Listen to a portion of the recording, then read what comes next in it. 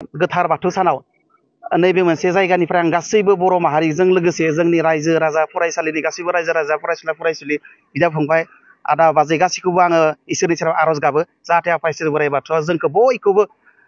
बोर सारस्रि हरथों मोजाङै मोजां जों सोलिना थानो हाथों सुखु गोजोन बयनिबो गेजेराव थाथों बेखौनो आङो दिनै बे गोजोन बुब्लियाव नैबे चेनेलनि गेजेरजों आङो फोरमायबाय आरोखि दिनैनि सानाव आङो बेखौनो बुंनो सानो जाबायदि जोङो गोथार बाथौ सानखौ फालिदों जोंनि गेजेराव बियो खौसेथि लाबोयो जोङो मिथिगौ हारियानो जाबाय धोरोम हारिमु जारिमिन थांनानै थायो बेबायदिनो हारि मोनसेखौ जुदि खौसेथि लाबोनांगौबा बुहुमाव सिनायथि होनांगौबा धोरोमा बिराद इम्परटेन्ट जोंनि थाखाय बिसेसकरि जोंनि बाथौ धोरोमा जोंनि बर'नि गुबै धोरोम जों बयबो बे धोरोमखौ आजावनो नांगौ जोंनि हारियासो गुबुन गुबुन धोरोम लालाबायो मालाय गुबुन गुबुन हारिफ्रा गुबुन गुबुन धोरोम लाया जोंनिया मा हाबनानै दोङो मा सिन्ताधारा जाना दोङो बर' हारिनि गेजेराव मिथिया जोंनि हारिया गासिबो धोरोमखौनो एक्सेप्ट खालामो नाथाय गुबुन गुबुन हारिफोरा गावबा गावनि हारिखौ धोरोमखौनो लाबाय थायो जोंनियासो गोरोन्थि ना गुबुननियासो गोरोन्थि साननानै एसे नायनांगोन आं सम सफैदों आरोखि ओंखायनो जों सानो जिहेथु बर' हारिनि गुबै धोरोमा बाथौआनो बर' हिसाबै जोङो बाथौ धोरोमखौनो फालिनांगौ बाथौ धोरोमखौनो जोङो फुजिनांगौ मानो होनबा बर' हारिखौ हारिमुखौ खाबथानानै लाखिगोन धोरोमासो खौसेथिखौ खाबथानानै लाखिगोन धोरोमासो ओंखायनो गोबां मानसिफ्रा बुंनो नागिरो धोरोमा खौसेथिं लाबोआ होननानै धोरोमा खौसेथिं लाबोयो एक्सुवेलि धोरोमासो खौसेथिं लाबोयो बयनिख्रुइबो खौसेथि लाबोग्रा जिनिस होनना बुङोबा धोरोमा दा बेखौनो जुदि जोङो उमुक धोरोमासो मोजां उमुक धोरोमासो मोजां होननानै जोङो मोनसेनिफ्राय मोनसे गुबुन गुबुन धोरोमाव बास्लायलांनो थाङोबा बे खौसेथिनि जेबो खामानि मावनाय जानाय नङा दा बेनिखायनो बुंदों जों बयबो गावनि धोरोमखौ अनसाय गावनि राव हारिमुखौ अनसाय जारिमिनखौ अनसाय थुनलाइखौ अनसाय माखासेया बुङो जे थुनलाइखौ अनसायनांगौ धोरोमा थालांबाय उमुखखौ अनसायनांगौ होमबासो हारिया थांनानै थागोन खिन्थु माखासे बेलायाव मानसिफ्रा मा बाथौ धोरोमा खौसेथिं लाबोआ होननानै सम सम लिडारफ्राबो बुंबोनाय मोनदों खिन्थु बियो थारैनो ओंथि गैयै बाथ्रा बेसलेस बाथ्रा आरोखि ओंखायनो जोङो साननानै नाय बांसिन धोरोमखौ खाबथानानै लाखियो हारिखौ खाबथानानै लाखियोबा धोरोमा लाखियो आरोखि दा बेखौ आं बुंबाय दिनै बेबायदि मोजां बुब्लियाव जोंनि बाथौ धोरोमानो जाहैबाय जोंनि बर' हारिनि सिनायथि मानोना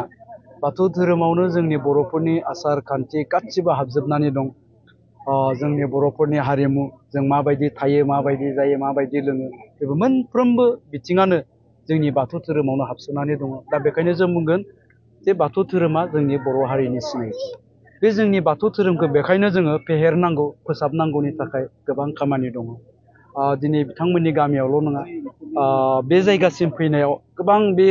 ओनसोलनि गोबां स्कुल कलेजफ्रावबो दिनै बे नैथि मंगलबार हरथात गोथार बाथौ सानखौ फालिनाय नुदों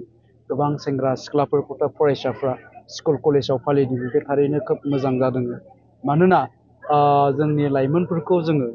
मोजां गियान होनांगौबा जोंनाव आध्यात्मिक गियान अर्थात धोरोमारि सानस्रि धोरोमनि जा गियान धोरोमनि जा सान्थौ बे सान्थौफोरखौ जोङो होनो रोंनांगोन दिनै जोंनि लाइमोनफ्रा कलेजाव बाथौ सानखौ फालिबाय माने निस्सय बिथांमोना बाथौनि सान्थौखौ मिथिदों अर्थात जोंनि आध्यात्मिक गियान माबा मोनसेबा मोननो हादों थ' बेफोरखौ जुदि मोननो हायोब्ला जोंनि लाइमोनफ्रा मालाबाबो गाज्रि लामाथिं थांनाय नङा दा जियानो जा जोङो जिथु जोंनि बाथौ धोरोम बे बाथौ धोरोमा अराय माने थांनानै थाबाय थागोन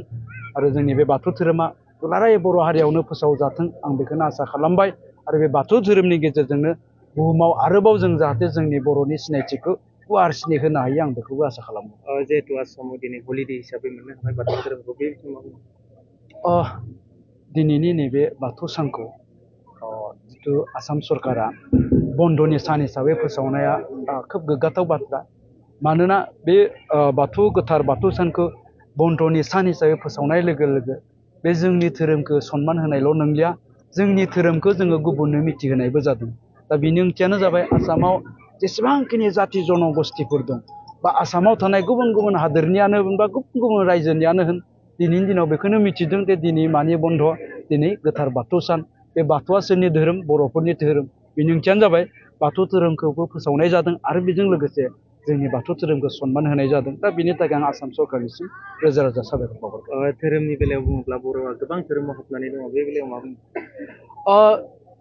धोरोमा गावनि फोथायनायनि सायाव जागोन जाय सुबुङा जा धोरोमखौ फोथायो जा धोरोमखौ बिसास खालामो बेखौनो फालिगोन बेयो गावबागावनि बाथ्रा अदेबानि आं नैबेखौनो बुंगोन आरो जों बेखौ बयबो बर'फ्रानो गनायगोन गुबुन धोरोमाव थानाय बर' साफ्रोमबाबो गनायगोन जे बर'नि गुदि धोरोमा बाथौ अदेबानि गुबुन गुबुन समावहाय टाइम एन्ड स्टेशनखौ नायनानै सोरबाया गुबुन धोरोम लानांदों जानो हागौ आरो बे गावनि बिसासनि सायाव जागोन बे धोरोमखौनो बिसास खालामनानै बेहा जुदि गोजोननाय दङब्ला बे धोरोमखौनो फालिनानै जुदि बेयो